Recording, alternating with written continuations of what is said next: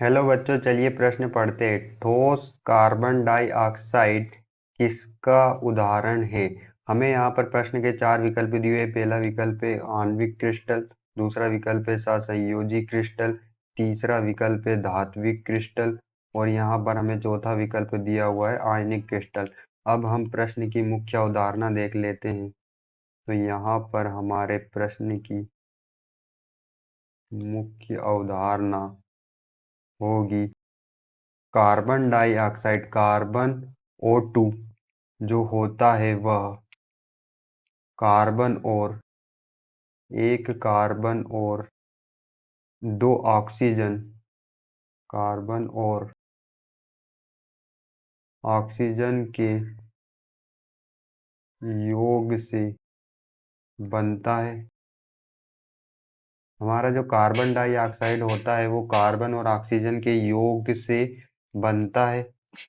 और जो CO2 carbon dioxide होती है वह विद्युत रोधी होती है। कैसे होती है? विद्युत रोधी होती है। इसमें कोई चालकता नहीं होती। विद्युत की ये रोधी होती है, इसमें कोई चालकता नहीं होती। इनका जो गलनांक होता है, कार्बन डाइऑक्साइड का जो गलनांक होता है वह अत्यधिक निम्न होता है। अत्यधिक निम्न, बहुत कम गलनांक होता है कार्बन डाइऑक्साइड का।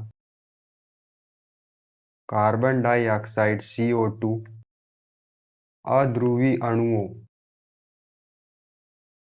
अध्रुवी अणु से मिलकर बनती है। अध्रुवी अणुओं से मिलकर बनती है। तो यहाँ पर जो हमारे कार्बन डाइऑक्साइड में, यहाँ जो कार्बन डाइऑक्साइड है वह अध्रुवी अणुओं से मिलकर बनती है। तो इसमें जो क्रिस्टल होगा वो कैसा होगा? आणविक क्रिस्टल हमें कार्बन डाइऑक्साइड में देखने को मिलेगा। अब हम अपने ऑप्शन चेक कर लेते हैं। हमें पहला ऑप्शन दिया है आणविक क्रिस्टल, तो हमारा जो आंसर है वो ए हो जाएगा, आणविक क्रिस्टल। हमारा जो दूसरा ऑप्शन है वो है सहसंयोजी क्रिस्टल। सहसंयोजी क्रिस्टल दो परमाणुओं के बीच में सहसंयोजी बंध होने से होता है, जो कार्बन डाइऑक्साइड में नहीं होता। धात्विक क्रिस्टल जो होता है, धात्विक क्रिस्टल जो होता है वो धातुओं में पाया जाता है। आयनिक क्रिस्टल जो होता है वो आयनों में पाया जाता है। और हमारे यहाँ पर जो CO2 है वो अणुओं से मिलकर, अध्रुवीय अणुओं से मिलकर बनती है, इसलिए CO2 में आणविक क्रिस्टल पाया जाता है। तो यहाँ पर हमारा आंसर ए होगा। आशा करते हैं आपको समझ में आया होगा। धन्यवाद।